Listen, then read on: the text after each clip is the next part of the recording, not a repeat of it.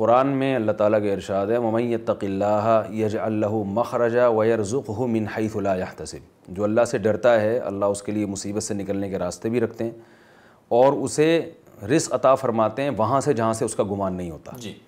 علماء کہتے ہیں کہ آپ کو ایسی جگہوں سے رزق ملنا شروع ہو جائے جہاں سے آپ کو گمان نہیں تھا، تو ایک ظاہری علامت ہے کہ یہ تقوی کی برکت سے مل رہا ہے۔ ٹھیک ہے، ہاں اس کا یہ مطلب نہیں ہے کہ آپ تقوی اختیار کر کے ہاتھ پہ ہاتھ رکھ کے بیٹھ جائیں، کیونکہ ہاتھ پہ ہاتھ رکھ کے بیٹھ جانا تقوی کے منافی ہے۔ منافی ہے۔ تقوی کا مطلب ہے اللہ اس کے رسول کے احکام کو پورا کیا جائے، تو اس حکم میں ایک رزق کی تلاش بھی تو ہے نا، تو تلاش بھی ہو اور گناہوں سے بچنے کا اہتمام بھی ہو، تو رزق اللہ تعالیٰ عطا فرماتے ہیں۔ اس آیت میں بھی اللہ نے یہ کہا کہ میں جس کو چاہتا ہوں بے حساب رزق عطا فرماتا ہوں، تو جیسے نیک اعمال والوں کو اللہ بے حساب رزق عطا فرمائیں گے، جہاں اللہ نے اس کی مثال دی ہے، تو گناہ سے بچنے والے نیک اعمال کرنے والے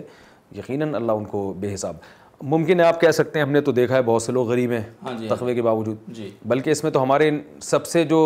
تقوی میں جو جن کا سب سے اعلیٰ مقام ہے وہ تو محمد صلی اللہ علیہ وسلم ہے، تو حالانکہ دنیا کے سب سے مسکین بھی محمد صلی اللہ علیہ وسلم تھے۔ تو یاد رکھیں یہاں رزق کا مطلب ہے، رزق عربی میں کہتے ہیں نصیب مفروض کو،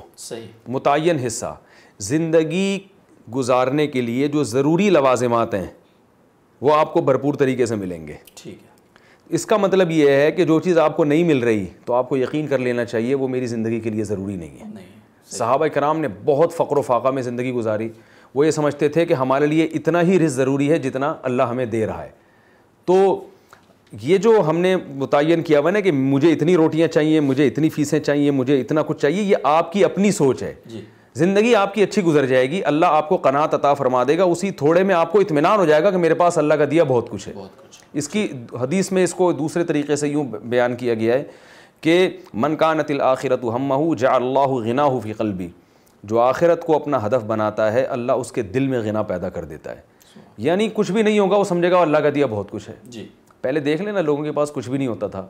لوگ کہتے تھے جب آپ ان سے بات کریں بھائی اللہ کا دیا بہت کچھ ہے، اور اب سب کچھ ہونے کے باوجود دل غریب ہے،